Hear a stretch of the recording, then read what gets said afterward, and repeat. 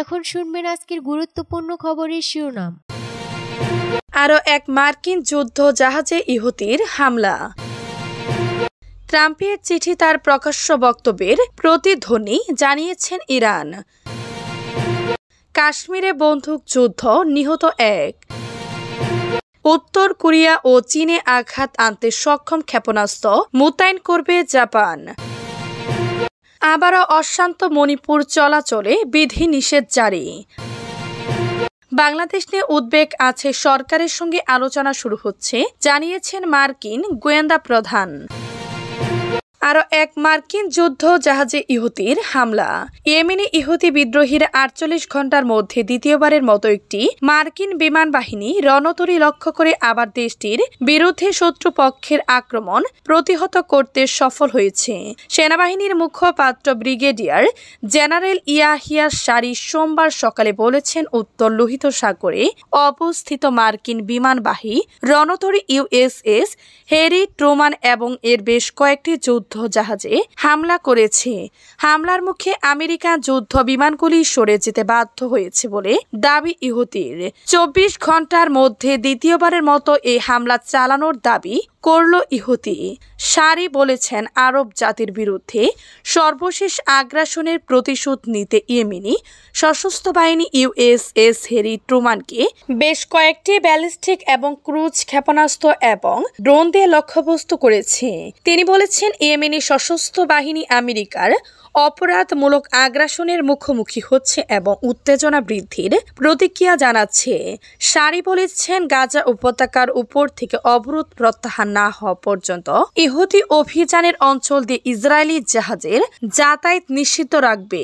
ট্রাম্পের চিঠি তার প্রকাশ্য বক্তব্যের প্রতিধ্বনি জানিয়েছেন ইরান। মার্কিন প্রেসিডেন্ট ডোনাল্ড ট্রাম্পের কাছ থেকে একটি চিঠি পাওয়া গেছে বলে সোমবার 17 মার্চ জানিয়েছে ইরান। তেহরানে বলেছে, চিঠিটি ট্রাম্প একটি পরমাণু চুক্তি করার আহ্বান জানিয়েছেন। এটি তার প্রকাশ্য বক্তব্যের প্রতিধ্বনি। বিষয়টি নিয়ে মূল্যায়ন সম্পন্ন হলে যথাযথ চ্যালেঞ্জের মাধ্যমে ইরান প্রতিক্রিয়া জানাবে বলে জানিয়েছেন দেশটির পররাষ্ট্র মন্ত্রণালয়ের মুখপাত্র ইসমাইল বাকাই। এক সংবাদ সম্মেলনে ইসমাইল বাকাই বলেন, চিঠির বিষয়বস্তু ট্রাম্পের প্রকাশ্য বক্তব্যের সঙ্গে বেশি অমিল নেই। তিনি আলোচনার একই বিষয়গুলো পুনরাবৃত্তি করেছেন। মূল্যায়ন সম্পন্ন হওয়ার পর যথাযথ চ্যালেঞ্জের মাধ্যমে আমাদের প্রতিক্রিয়া জানানো হবে। ইরানের সর্বোচ্চ নেতা আয়াতুল্লাহ আলী খামিনির উদ্দেশ্যে লেখা চিঠিটি গত বুধবার সংযুক্ত আরব আমিরাতের সিনিয়র কূটনৈতিক আনোয়ার পারগাশের মাধ্যমে তেহরানে পাঠানো হয়। কাশ্মীরে বন্দুক যুদ্ধ, নিহত এক। সোমবার সকাল থেকে ভারতের জম্মু ও কাশ্মীরের কুপওয়ারায় ভারতীয় নিরাপত্তা বাহিনী ও বিদ্রোহীদের সংঘর্ষ শুরু হয়েছে। গোপন সূত্রে পাওয়া খবরের ভিত্তিতে এলাকায় তল্লাশি অভিযান শুরু হলে সেনা জওয়ানদের লক্ষ্য করে গুলি চালাতে শুরু করেন বিদ্রোহীরা। শুরু হয় বন্দুক যুদ্ধ। ওই ঘটনায় এখনো পর্যন্ত এক বিদ্রোহীর মৃত্যুর খবর পাওয়া গিয়েছে। স্থানীয় পুলিশ জানিয়েছে, ভারতের সেনার কাছে গোপন সূত্রের আগে থেকেই খবর ছিল জম্মু ও কাশ্মীরের উত্তর অঞ্চলের সীমান্তবর্তী জেলা কুপওয়ারার হান্দাওয়ারার ক্রমহুরা গ্রামে লুকিয়ে রয়েছেন দুই বিদ্রোহী। এই তথ্যের ভিত্তিতে সোমবার ভোর থেকে ওই গ্রাম ঘেরাও করে তল্লাশি অভিযান শুরু করে জম্মু ও কাশ্মীর পুলিশ এবং ভারতীয় সেনা যৌথ দল। যৌথ বাহিনী তল্লাশি শুরু করতে বিদ্রোহীরা তাদের লক্ষ্য করে গুলি চালাতে শুরু করেন। শুরু হয়ে যায় দুপক্ষের গুলির লড়াই। সোমবার সকালে কাশ্মীর পুলিশ জানিয়েছে, হান্দাওয়ারার জাচালদারা এলাকায় এনকাউন্টারে শুরু হয়েছে। শীঘ্রই এ বিষয়ে আরও বিস্তারিত তথ্য জানানো হবে। গত কয়েক মাস ধরে জম্মু কাশ্মীরে একের পর এক হামলা ও বন্দুক যুদ্ধের ঘটনা ঘটছে। উত্তর কোরিয়া ও চীনে আঘাত আনতে সক্ষম ক্ষেপণাস্ত্র মোতায়েন করবে জাপান। নিরাপত্তা চুক্তির প্রতি ট্রাম্প প্রশাসনের অবস্থান বদলানো এবং অব্যাহত আঞ্চলিক উত্তেজনা নিয়ে উদ্বেগের মধ্যে জাপান তাদের দক্ষিণ অঞ্চলীয় কিউশু দ্বীপে দূরপাল্লার ক্ষেপণাস্ত্র মোতায়েনের পরিকল্পনা করেছে। প্রায় 1000 কিলোমিটার পাল্লার এই ক্ষেপণাস্ত্রগুলো উত্তর কোরিয়া কোরিয়া এবং চীনের উপকূলীয় অঞ্চলে লক্ষ্য বস্তুতে আঘাত আনতে সক্ষম। সরকারি সূত্রের বরাত দিয়ে কিওডো নিউজ এজেন্সির প্রতিবেদন অনুসারে এগুলো কৌশলগতভাবে গুরুত্বপূর্ণ শৃঙ্খলের প্রতিরক্ষা জোরদার করবে এবং আক্রমণের ক্ষেত্রে জাপানের পাল্টা আক্রমণ ক্ষমতা বাড়াবে।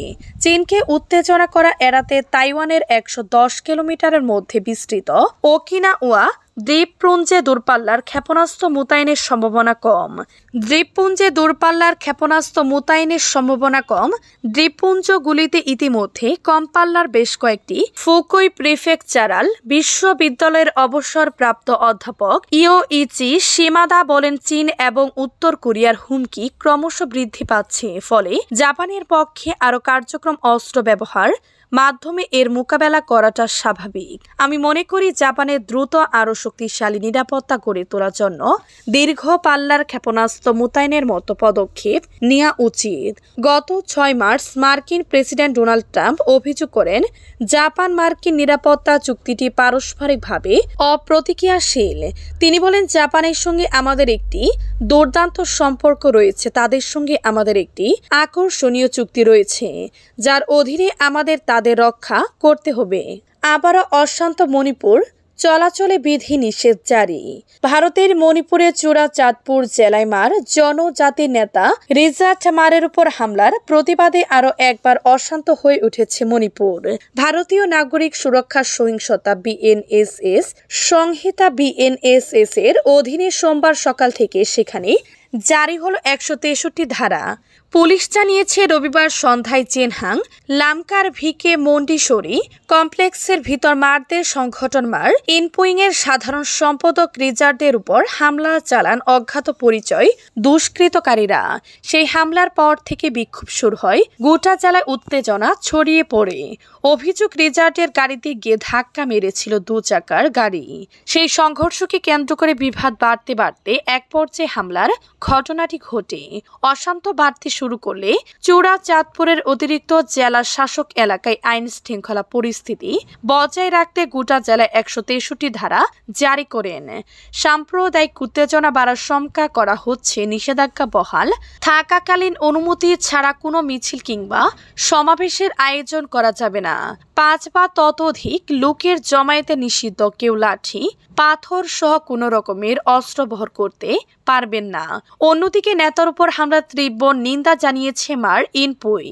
দোষীদের অবিলম্বে গ্রেফতারের দাবিও জানিয়েছেন তারা। ন্যায় বিচার না পেলে বৃহত্তর আন্দোলনের পথে হাঁটার হুঁশিয়ারি দেয়া হয়েছে।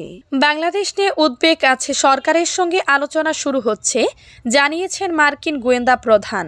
বাংলাদেশের বিশৃঙ্খলা ও সংখ্যালঘু পরিস্থিতি নিয়ে যুক্তরাষ্ট্রের উদ্বেগ আছে। এসব নিয়ে ট্রাম্পের নতুন প্রশাসন বাংলাদেশের সরকারের সঙ্গে আলোচনা শুরু করেছে। সোমবার 17 মার্চ ভারতীয় সংবাদ মাধ্যম এনডিটিভিকে দেয়া এক সাক্ষাৎকারে এমনটা মন্তব্য করেছেন মার্কিন জাতীয় গোয়েন্দা প্রধান তুলসী গ্রেবার্ট।